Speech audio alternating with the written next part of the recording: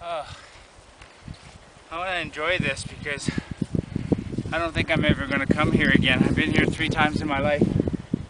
Barely noticeable with the ice glacier coming off of it is Mount Boulanger. So we went down, came over this hill, came down that face right there, which is just a little bit right of the rock slide. Camped down there and then came up this morning. Quite the country.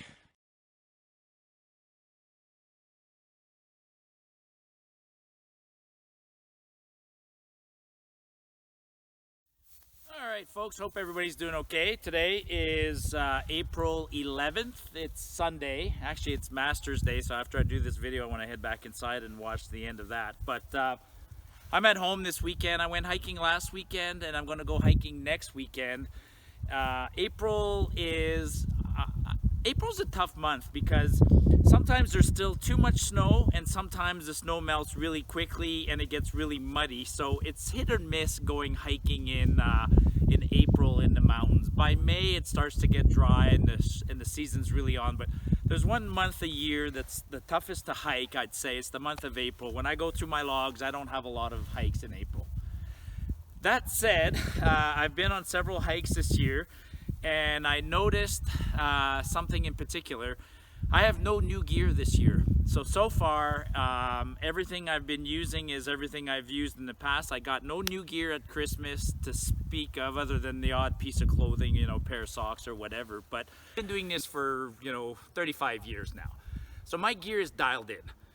But I see a trend. People like gear videos. People like to know what's in people's bags. And there's a trend right now. I see a lot of people doing, beginning of the year, new gear for 2021 or gear I wish I'd bought earlier.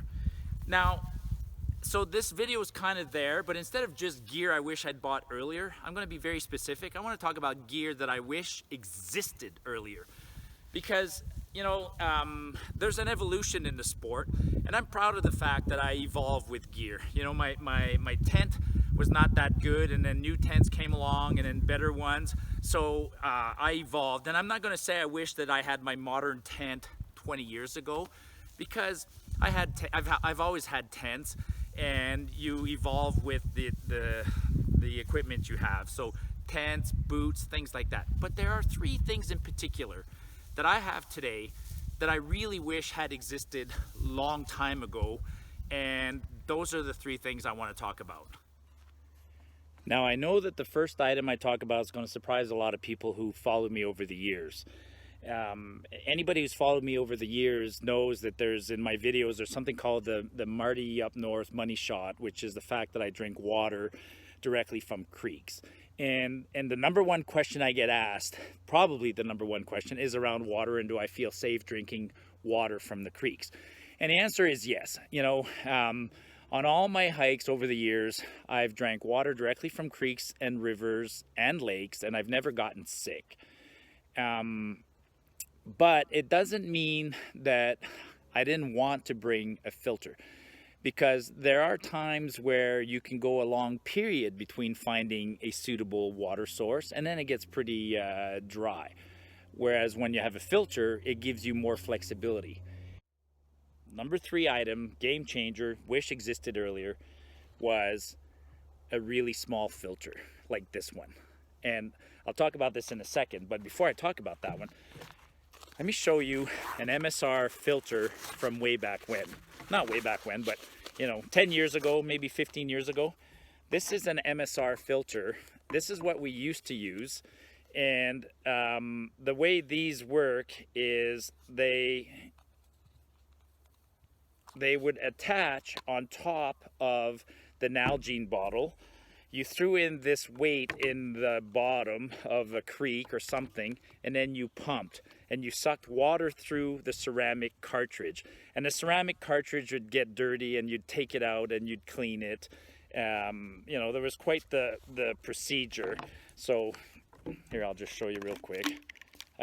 This one still works, but you needed an Nalgene bottle base. You didn't need to, but this is the whole assembly, and this weighs a lot.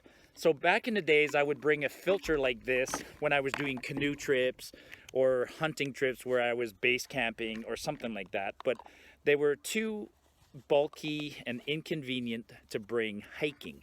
And what that meant is when I was hiking, I had to make sure I found clean sources of water, clean creeks, and fill the bottle. And if I was going across ridges or areas where there was less water or doubtful water, I'd go without until I got to the next clean source. But then along came, you know, these kinds of filters.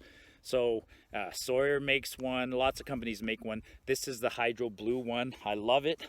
You know, I bring a small, simple platypus bag like this. This is my dirty water bag, and then I put my, you know, fill my dirty water filter through these. You know, there's a card up there to a proper demo of this filter.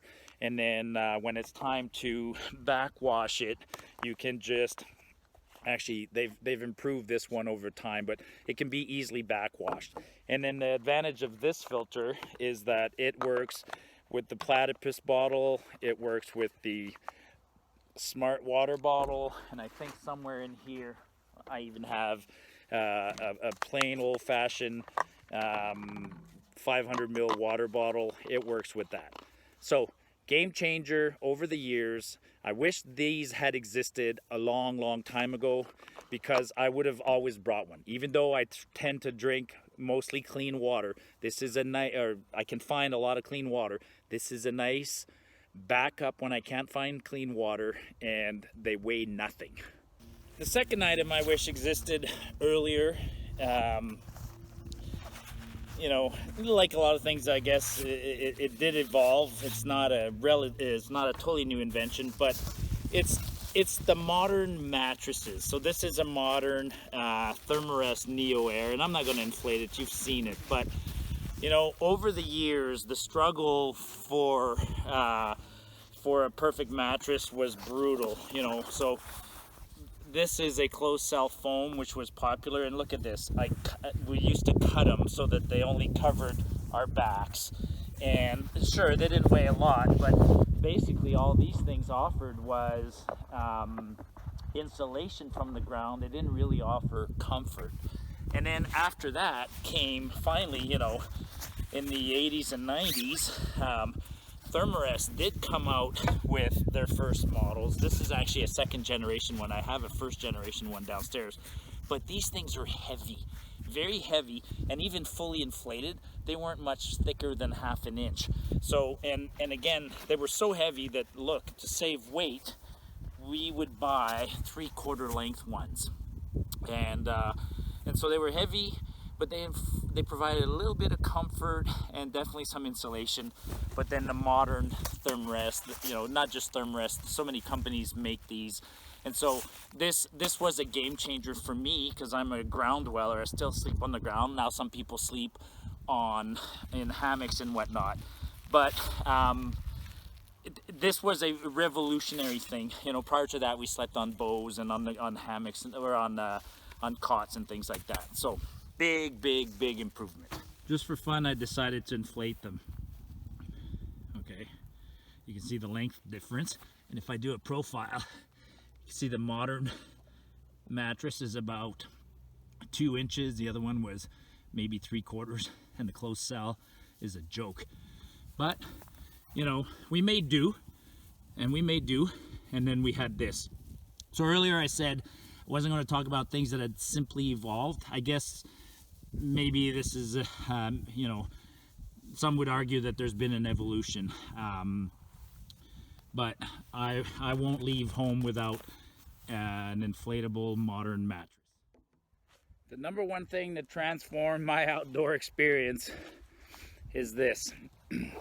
This happens to be Outdoor Vitals, but it's a simple inflatable pillow, and weighs ounces, grams, it's comfortable. You can deflate it a little bit. You can adjust it. Modern versions of some have a strap there so it can go around your mattress and not slide. I don't have problems with this one because I use a mummy bag. But you know, I honestly can't believe it took so long for these to really evolve and catch on. I had never used one. I was the stubborn guy who for years, you know, if I had a bag in my backpack with clothes in, I would just use this as a pillow, or I would take the bag for my sleeping bag and stuff my jacket in there and sleep with that. And I made do. And if I had lost my pillow, it's not the end of the world, but it's and I had tried things over the years. You know, we made my wife stitched little pillows.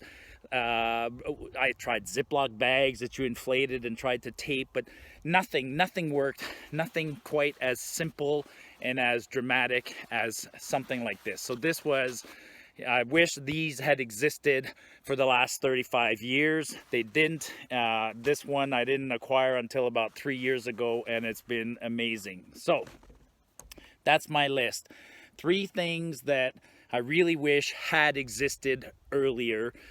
The compact water filter for lots of reasons, the modern inflatable lightweight mattress, and the inflatable pillow. Everything else, modern versions are better than older versions, but there's nothing else that I think of fundamentally that I wish had existed earlier. You know, I was happy with all the tents I've had over the years, all the backpacks, the shoes, the clothing, things like that. Anyways, hope you enjoyed that short video. Click the like, click the subscribe if you're new, and by all means, tell me something. Tell us your comments below. What are some of the gear that you are happy with? Do you agree with my choices, or do you have different choices? Anyways, folks, it's Martyupnorth saying, get off the beaten path.